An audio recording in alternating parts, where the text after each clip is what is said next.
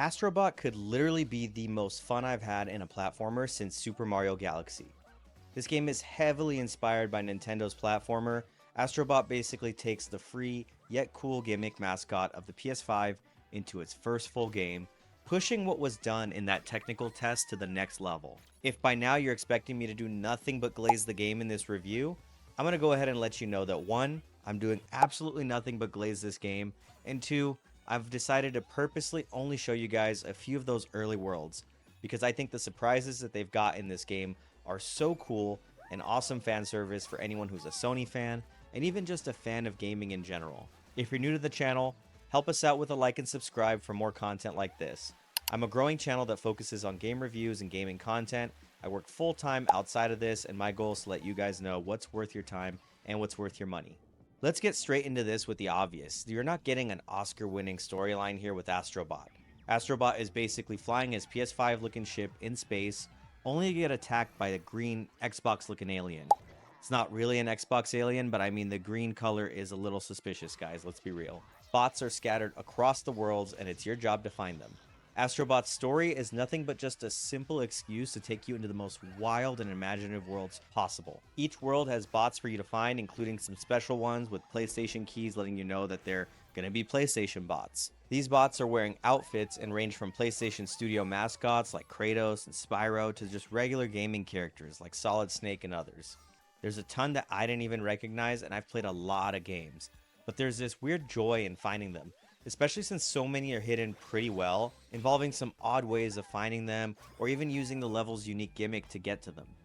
The gimmick is what makes every level, in my opinion, awesome, and it keeps the gameplay fun, but I'm going to talk more about that in the gameplay portion of this review. Besides the bots, you have puzzle pieces to find, and some levels have a wormhole thing that'll basically transport you to a different galaxy with secret worlds in that galaxy. You complete a world by getting to the end, but the game heavily encourages you to find all of the bots in the level and all of the puzzle pieces in each level, thanks to the way that the home base works.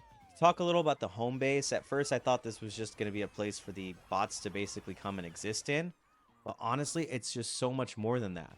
You've got this giant PS5 that you're rebuilding once you finish each type of area, thanks to the whole alien attack that happened, and then there's secrets here within this world as well. Each secret has a number of bots that you need to actually unlock it.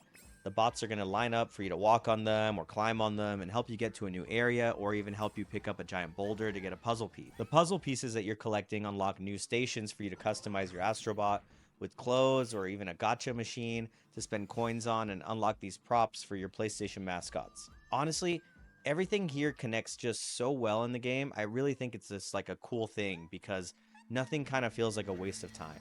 Going back to the worlds, I can't talk about the worlds without highlighting just the amazing gameplay and the fun that you get while you play this game. The game is honestly just really simple at its core, but they add these different gimmicks in each level to spice things up. It's a platformer, so you've got the jump, you've got an attack, you have a laser hover that's pretty cool, but every world unlocks some kind of accessory for Astro Bot, ranging from like a dog backpack that helps him rocket to new areas, even boxing gloves that help you grab and punch, or even this really cool one that makes him kind of like absorbent and giant. These level gimmicks are basically the key to getting to the end of the world, as well as finding all the hidden bots in the area. The worlds are detailed, they're super colorful, and they do such an amazing job of keeping you not only entertained, but also encouraging you to go through every inch to make sure you see and do everything in the world before you leave. I don't think the levels are too difficult, and you have unlimited retries, but the way the worlds work through physics, I mean, just for like a quick example, there's a world that'll give you this shrink ability, and it basically turns the world into almost 2 different levels. You've got the large version, and the version that you see from the shrunken mouse-looking Astro Bot. When you're a shrunken Astro Bot, you're able to hop on plant leaves, or go into bookcases in a room like from Toy Story. There's so much creativity that goes into this. You'll see some of it in the screen, but every level I went through literally wowed me, which is how cool and creative the concepts were in that world. I will say that a really big highlight of this game, and Astro Bot in general, is the PS5's Dualsense controller. The game continues what they started with the original tech demo, showing off what this controller is really capable of, and honestly just pissing you off at how lazy most developers are with this type of technology. The resistance that you get on the triggers depends on what you do. You get these slight vibrations with every step. You get a sound that comes from the speaker, depending on what type of material you're really walking on, like dirt, grass, or even metal. It's just so cool and immersive. I mean, you honestly just have to see and feel it for yourself, because nothing that I say in this review can really just highlight how cool it is and how immersive it is in each world. I think it's a core piece of the game, and you really just get to play it on a whole different level thanks to the way the controller works. I mean, you're probably wondering just how much immersion a speaker and weird vibrations are adding, but really, guys, it adds a lot to this game, and I can't understate how cool it is and just how much more fun every world felt with the DualSense. When it comes to value on this one, you're looking at about, I think, 20 hours in this game, especially if you're trying to complete all the objectives, and let's just say you don't get kind of stuck anywhere. This isn't a live service. I mean, this isn't something that you're going to be playing for years on end. It is an experience, though, and I think it's one that you'll probably experience once and just really enjoy. Graphics are bright, they're colorful. It's probably the best that I've seen in a platformer, and I had no crazy stuttering or different frame issues that I could see, especially considering how much goes on in these worlds. And I mean, on top of that, the soundtrack is just really awesome and catchy during the different worlds that you go into. There's obviously been so much love put into this title. It's literally a tribute piece to the PlayStation, especially with the secrets that I don't want to spoil for you guys. I mean, I'm keeping a lot of this review just light because I think it's really just that good of a game. Astro Bot is definitely a game that I recommend, and I think it's worth buying. When I recommend people get a PS5, I always recommend God of War, the Spider-Man games, even Ghost of Tsushima, which is awesome, by the way. Astro Bot has shot its way all the way to the top, I think, on my recommend list. This game is just so much fun.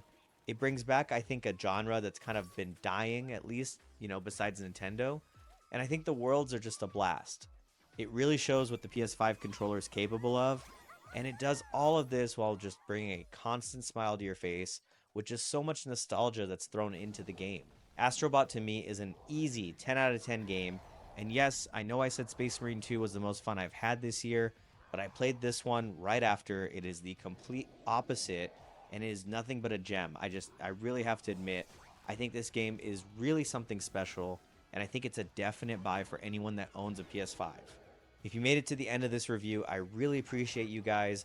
Let me know what you think of Astro Bot in the comments if you played it, and I'll see you guys all on the next video. Thanks.